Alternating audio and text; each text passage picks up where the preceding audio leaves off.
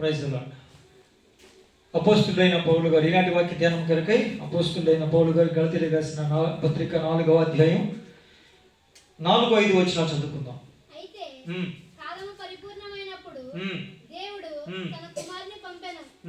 ఆయన స్త్రీ యందు పుట్టి మనము దత్తపుత్రులము కావాలని ధర్మశాస్త్రమునకు లోబడి ఉన్నామని వారిని విమోచించుటకై ధర్మశాస్త్రమునకు లోబడిన వాడాయను. దేవునికి స్తోత్రము కలుగును గాక. హల్లెలూయా. అయితే కాలము పరిపూర్ణమైనప్పుడు దేవుడు ఎవరిని పంపించాడండి? ఆయన కుమారుణ్ణి మన కొరకు పంపించాడు. ఎందుకని కాలము పరిపూర్ణమైనప్పుడు అంటే నిర్ణయించిన కాలం వచ్చినప్పుడు, నిర్ణయించిన సమయం వచ్చినప్పుడు. ఆదికాండం 3వ అధ్యాయంలో చూస్తాం మనం, ఆదాము అవరిద్దరూ కూడా ఆజ్ఞను అతిక్రమించి తప్పిపోయారు. దేవుడితో ఉన్న సంబంధాన్ని కోల్పోయారు, దేవుడితో ఉన్న సహవాసాన్ని కోల్పోయారు, దేవుడితో ఉన్న బంధాన్ని కోల్పోయారు. ఆ బంధం మళ్ళా తిరిగి పునరుద్ధరించబడాలంటే, మరలా పునర్నిర్మించబడాలి అంటే అనేక మార్లు ఆయా రీతులుగా ప్రవక్తల ద్వారా, స్వరము ద్వారా, ఆయా దర్శనాల్లో, కళల్లో ప్రభువారు మాట్లాడుతూ వచ్చారు. ఎన్ని రీతులుగా మాట్లాడుతూ వచ్చినా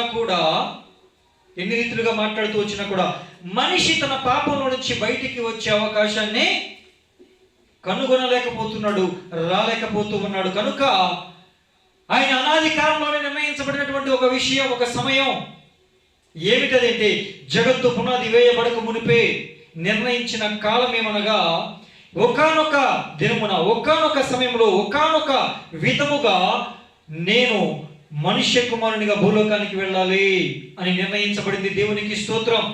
ఇదేదో అప్పటికప్పుడు నిర్ణయించుకుని వచ్చేసింది కాదు. అందుకే రాశాడు ఇక్కడ, కాలము పరిపూర్ణమైనప్పుడు అంటే ఆయన రావడానికి, కుమారునిగా ఈ లోకానికి కన్యక గర్భమున పుట్టడానికి సమయం ఆసన్నమైనప్పుడు, నిర్ణయించిన సమయం వచ్చినప్పుడు ఆయన మన కొరకు ఈ లోకానికి వచ్చాడు. దేనికి వచ్చాడు అనే విషయాలు చకచక 3 మాటల్లో ముగించేసుకున్నాం. క్రిస్మస్ అంటే మనందరికీ తెలుసు కదండి. క్రిస్మస్ అంటే ఏంటండి?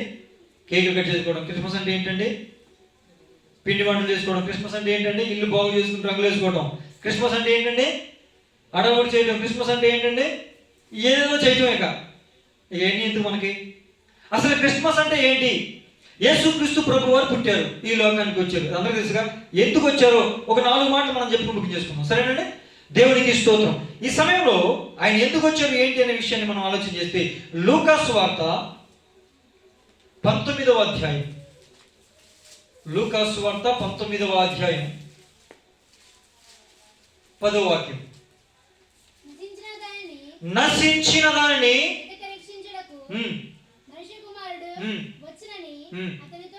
చాలండి. నశించిన దానిని వెనక్కి రక్షించడానికి మనుష్య కుమారుడు లోకానికి వచ్చాడు. ఇప్పుడు అర్థమైందండి ఆయన ఎందుకు వచ్చాడండి? నశించింది. ఏమి నశించింది? ఆరోగ్యం నశించిందా? డబ్బులు నశించినాయా? మరేం నశించింది? సంతోషం పోయిందా? అవన్నీ తర్వాత. అసలు నశించిన విషయం ఏంటి అంటే, దేవునికి మానవునికి, మహిమా స్వరూపుడైన మహోన్నతుడైన దేవునికి మట్టి పురుగైనటువంటి మనకు ఒక బంధం ఉండేది, ఒక సంబంధం ఉండేది, ఒక అనుబంధం ఉండేది, ఒక ఆప్యాయత ఉండేది, ఒక సహవాసం ఉండేది. ఆ సహవాసం కోల్పోయాం. మరలా నశించిపోయిన ఆ సహవాసాన్ని, పాపము ద్వారా కోల్పోయిన సంబంధాన్ని, నేరము ద్వారా, ఘోరాల ద్వారా, దోషాల ద్వారా తెంచేసుకున్న ఆ బంధాన్ని మరలా తిరిగి పునరుద్ధరించడానికి, తిరిగి మరలా నిర్మించడానికి, దేవునితో సంధి చేసి ఆయనతో మరలా మనల్ని కలపడానికి ప్రభు అయిన యేసుక్రీస్తు వారు ఈ లోకానికి వచ్చిన రోజు క్రిస్మస్. దేవునికి స్తోత్రం కలుగును గాక. నశించిపోతున్న అనేక ఆత్మలు ఈ రోజున క్రిస్మస్ అనే పండుగ పేరు మీద ఆయా రీతులుగా సంతోష సంబరాల్లో మునిగిపోయిన వారు అనేక మంది ఉన్నారు. కానీ వారికి ఎవరికి సరిగా గ్రహింపు లేని విషయం ఏంటంటే, ఆయన ఈ లోకానికి వచ్చింది ఆ విధంగా నశించిపోయిన వారిని వేదకి రక్షించడానికే ఆయన ఈ లోకానికి వచ్చాడు. దేవునికి స్తోత్రం కలుగును గాక. మరి ఆయన ఈ లోకానికి వచ్చాడు, నశించిపోతున్న నన్ను, నశించిపోతున్న నిన్ను ఈ లోకంలో నుంచి వేరు చేసి రక్షించాడు కదా. మరి ఇప్పుడు నీ పాత్ర ఏంటో తెలుసా నీకు? నీవు కూడా నశించిపోతున్న అనేక ఆత్మల పట్ల భారం కలిగి ఇతరుల రక్షణ కొరకు నువ్వు కూడా ప్రయాసపడే వ్యక్తిగా ఉండాలి. దేవునికి స్తోత్రం. అప్పుడే ఆయన ఈ లోకానికి వచ్చింది నిన్ను రక్షించడానికి, నీ ద్వారా అనేకుల్ని రక్షించడానికి. ఇక రెండో విషయం చూస్తే మత్తయి సువార్త 2వ అధ్యాయం 5వ వచనం. మత్తయి సువార్త 2వ అధ్యాయం 5వ వచనం. అందుకు ఉమ్. వారి యొద్దయు ఉమ్. బెత్లెహేములోనే ఉమ్. ఏలయనగా ఆ. యూదాయ దేశపు ఆ. బెత్లెహేము నీవు ఉమ్. యూదా ప్రధానంలో ఉమ్. ఎంత మాత్రమును ఉమ్. అల్పమైన దానవు ఉమ్. కావు. ఉమ్. ఇశ్రాయేలీయులు ఉమ్. నా ప్రజలను ఉమ్. పరిపాలించు ఉమ్. అధిపతి మీలో నుండి ఉమ్. వచ్చును. దేవునికి స్తోత్రం. హల్లెలూయా. ఎఫ్రాతా, బెత్లెహేమా, యూదా ప్రధానుల్లో నువ్వెంత మాత్రము అల్పమైన దానవు కాదు. ఆమేన్. మీరు అనుకుంటానేమో నేను చాలా అల్పమైన వాడిని, చాలా స్వల్పమైన వాడిని, నాకు విలువే లేదు, నలుగురిలో నాకు విలువ లేదు, నన్ను అందరూ చిన్న చూపు చూస్తున్నారు అని ఒక్కవేళ నీవు అనుకుంటున్నావేమో, ఈ రోజు నా ప్రభువు వారు దేనికి ఈ లోకానికి వచ్చాడో తెలుసా? దరిద్రునిగా, రిక్తునిగా ఈ లోకానికి ఎందుకు వచ్చాడో తెలుసా అండి? విలువ లేని జీవితాలకు, తృణీకరింపబడిన జీవితాలకు ఒక గొప్ప పేరును, ప్రఖ్యాతిని ఇవ్వడానికి దేవునికి స్తోత్రం. ఒకవేళ నీ రక్త సంబంధికుల్లో, ఒకవేళ నీ కుటుంబాల్లో, ఒకవేళ నీకు తెలిసిన వాళ్ళలో, ఒకవేళ నీ ఇరుగు పొరుగు వాళ్ళలో, ఒకవేళ నీవు చాలా చిన్న చూపు చూడబడుతున్న వ్యక్తిగా ఉన్నావేమో, గుర్తింపు లేని వ్యక్తిగా ఉన్నావేమో, వాళ్ళంతరే ఆఫ్టర్ ఆల్ అనే లాంటి స్థితిలో ఒకవేళ నీవు ఉన్నావేమో, ఇదిగో ప్రభువు అంటున్నారు, ఎఫ్రతా, యూదయ, బెత్లెహేమా, యూదా ప్రధానులలో నీవెంత మాత్రమో అల్పమైన దానవు కావు. ఎందుకని సార్? ఎందుకని?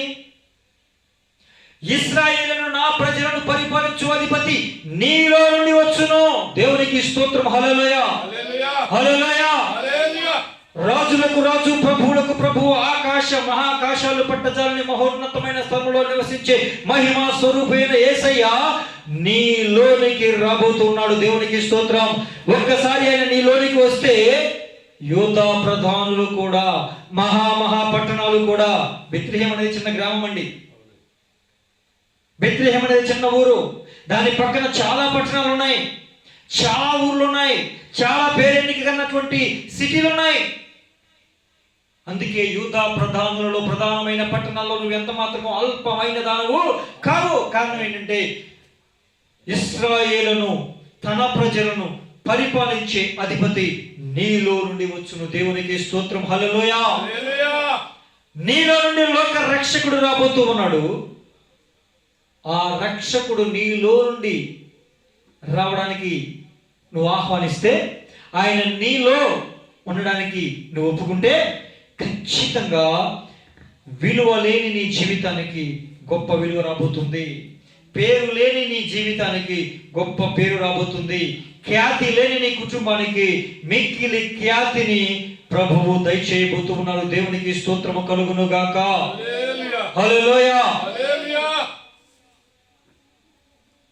ప్రభు వారు ఎందుకు వచ్చారండి ఈ లోకానికి? కాలము పరిపూర్ణమైనప్పుడు మనిషి కుమారుడు లోకానికి వచ్చాడు కదా. దేవుడు తన కుమారుడిని పంపాడు కదా. దేనికి పంపాడు? దేవునితో నశించిపోయిన బంధాన్ని మరలా తిరిగి కలపడానికి.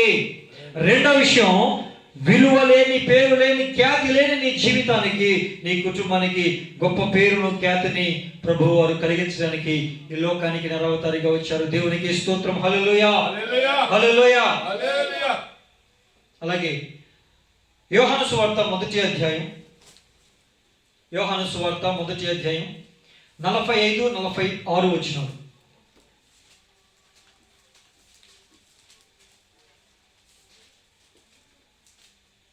45, 46.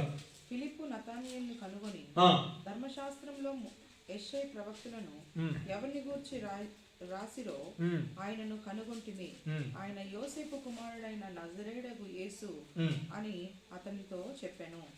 అందుకు నతనయేలు ఉమ్, ఉమ్, నజరేతులో నుండి ఉమ్, మంచిది ఏదైనా రాగలదా ఉమ్, అని అతన్ని అడుగగా, ఉమ్, వచ్చి చూడు ఉమ్. అని ఫిలిప్పు అతనితో అనెను. దేవునికి స్తోత్రం కలుగును గాక.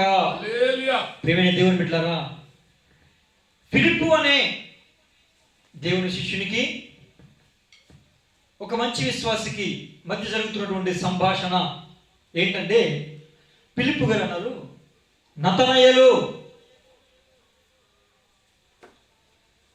ధర్మశాస్త్ర గ్రంథములో ప్రవక్తలు చెప్పినవాడు, యెషయి ప్రవక్త మొదలుకొని అనేక ప్రవక్తల ద్వారా ప్రవచనాల్లో చెప్పబడినటువంటి మెస్సయ్య అనబడుతున్న ప్రభు అయిన క్రీస్తు వచ్చేసాడు. ఆయన్ని మేము కనుగొన్నాం, ఆయన్ని మేము వెంబడిస్తున్నాం అంటే, అవునా, చాలా సంతోషం.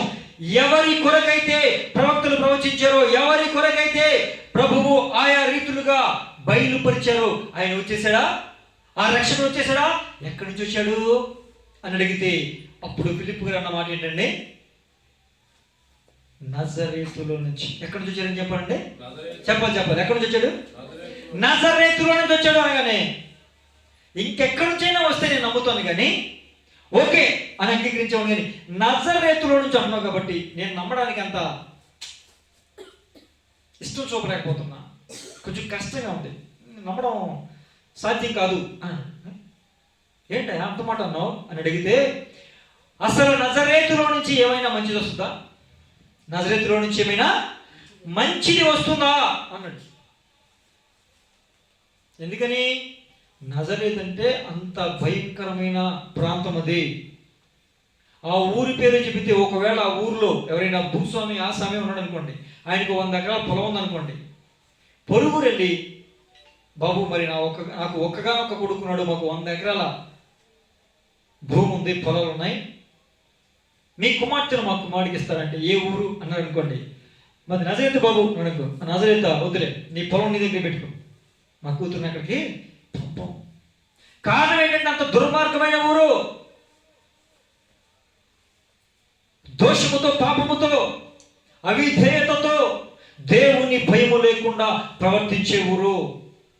అసలు ఇక ఆ ఊరు పిల్లనిచ్చామంటే సుఖంగా ఉంటుందన్న నమ్మకం లేదు జనాలకి. అలాంటి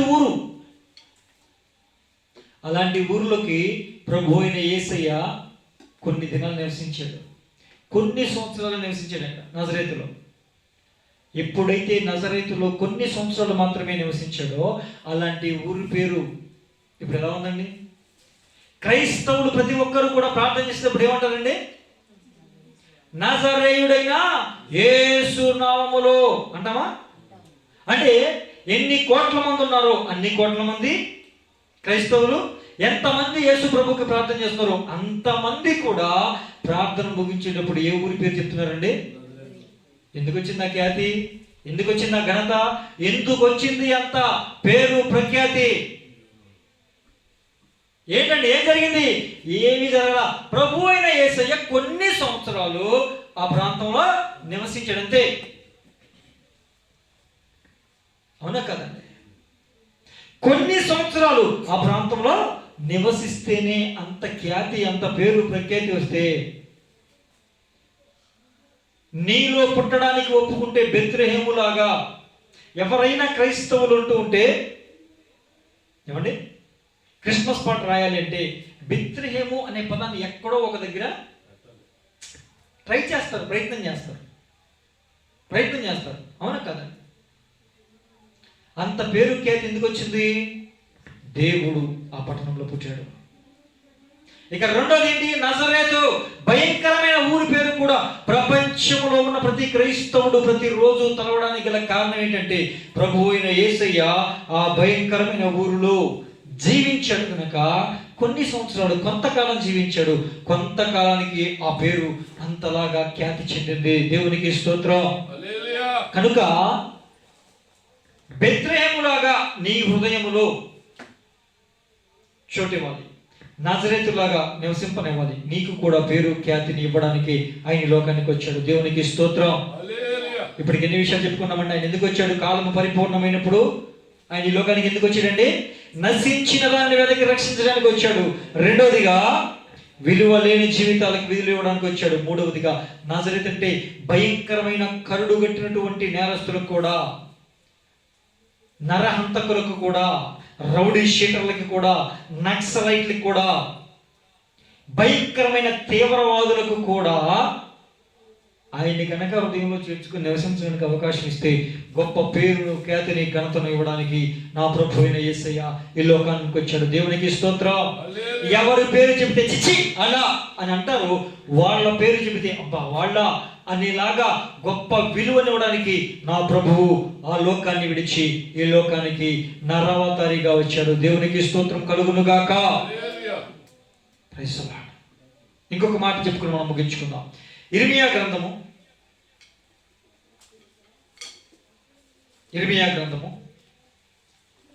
17వ అధ్యాయం 9వ వాక్యం. ఇర్మియా 17:9. హృదయం అన్నిటికంటే మోసకరమైనది, అది ఘోరమైన వ్యాధి గలది, దాన్ని గ్రహింపగలవాడెవడు? దేవునికి స్తోత్రం. హృదయం అన్నిటికంటే మోసకరమైనది, అది ఘోరమైన వ్యాధి కలది, దానిని గ్రహింపగలవాడెవడు అన్నాడు. అసలు క్రిస్మస్ మెసేజ్కి దీనికి సంబంధం ఏంటండి పాస్టర్ గారు?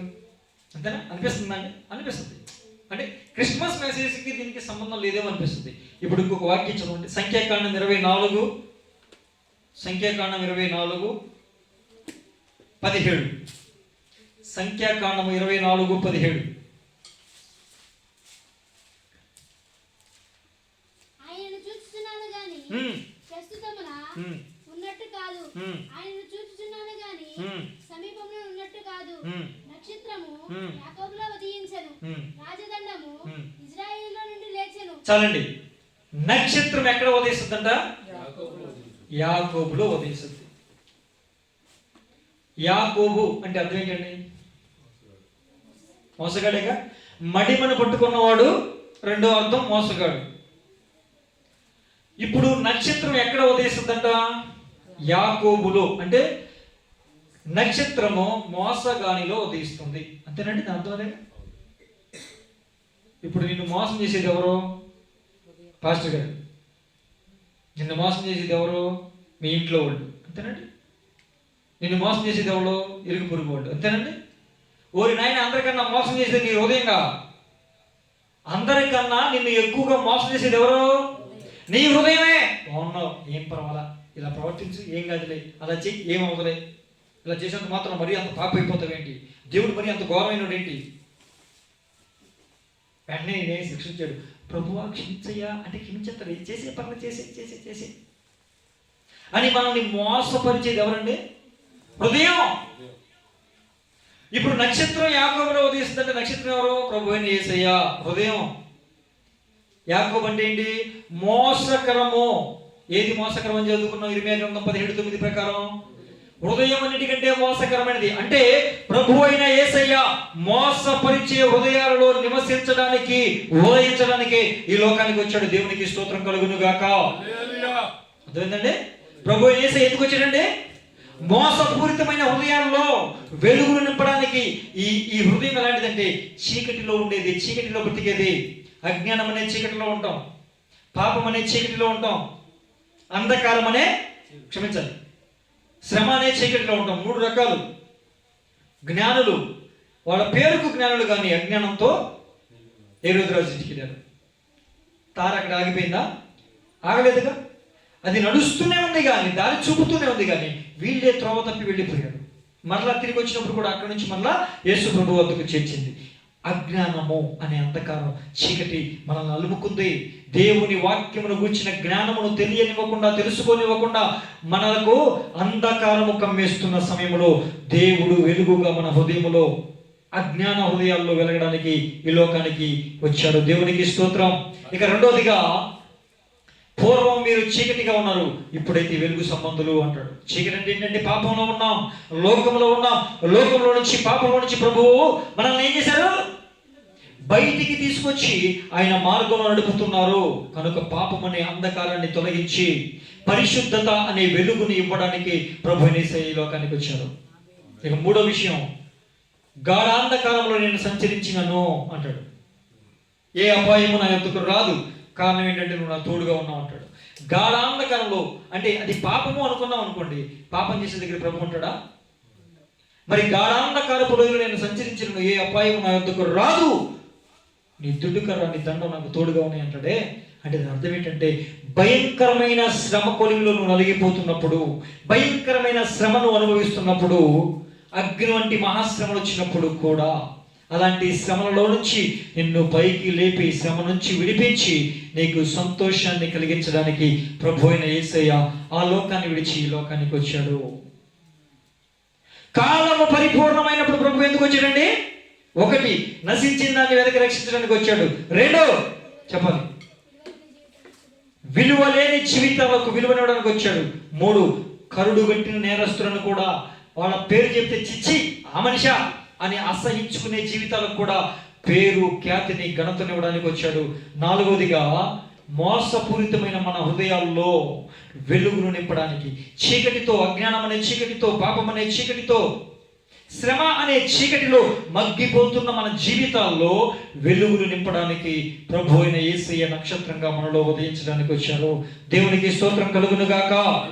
కనుక నీవు కూడా నీ హృదయంలో చోటిచ్చి ఆయన్ని ఆహ్వానించగలిగితే, ఆయన నీ హృదయంలో ఉదయించి బెత్లెహేములాగా నీకు గొప్ప పేరును, విలువలేని నీ జీవితానికి విలువను, ఖ్యాతిని, అంత మాత్రమే కాదు నీ ద్వారా అనేక మందిని ఈ రక్షణ మార్గంలోనికి నడిపించడానికి నీవే ఒక వెలుగుగా ఉండినట్లుగా ప్రభువు మిమ్మల్ని మార్చడానికే ఈ లోకానికి వచ్చాడు. క్రిస్మస్ అంటే మరేదో కాదు, ఇదే క్రిస్మస్.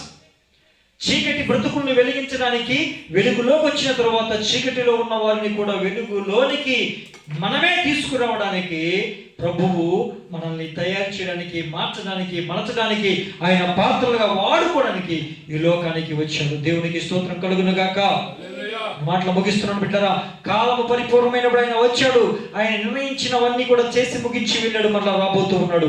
కనుక ఎప్పటికైనా ఒకవేళ మీలో ఎవరైనా ఆయన మీ హృదయంలో నివసించడానికి చోటు ఇవ్వని వారైతే, మీరు ఎన్నో క్రిస్మస్లు జరిపి ఉండొచ్చు, కానీ ఇదిగో ఈ క్రిస్మస్ పర్వదినాన మీ హృదయంలో ఆయనకి చోటు ఇవ్వండి.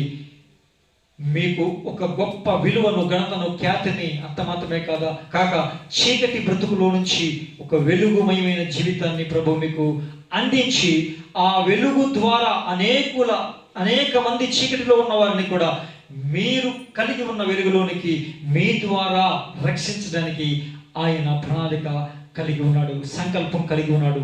అట్టిది నెరవేర్చబడాలి అంటే, ఆ సంకల్పం, ఆ ప్రణాళిక నెరవేర్చబడాలి అంటే ప్రభు అయిన యేసుక్రీస్తు వారిని మీ హృదయంలోనికి మీరు ఏం చేయాలి? ఆహ్వానించాలి.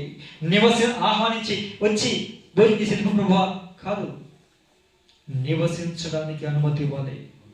ఏదో ఒక మూలన కాదు, నా హృదయంలో చాలా గదులు పెట్టాను ప్రభువా, ఒక గదిలో ఉండిపో, మిగతా గదుల్లో సినిమాలు ఉంటాయి, సీరియళ్ళు ఉంటాయి, అవి ఉంటాయి, ఇవి ఉంటాయి, లోక సంబంధమైనవి ఉంటాయి, శరీరాలు ఉంటాయి, శరీరాశులు ఉంటాయి, కోరికలు ఉంటాయి.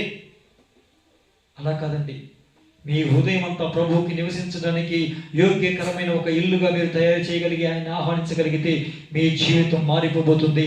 ఆ విధంగా మీ జీవితాన్ని, మీ కుటుంబాన్ని ఆశీర్వాదాలతో నింపడానికి, చీకటి అనే అంధకారాన్ని తొలగించి వెలుగు అనే ఆ మహా గొప్ప కార్యాన్ని మీ జీవితంలో నింపడానికి ప్రభు యేసుక్రీస్తు వారి లోకానికి వచ్చారు. ఆ విధంగా ప్రభువు ఈ లోకంలో ఉదయించారు. మీ హృదయంలో కూడా ఉదయించుదురుగాక.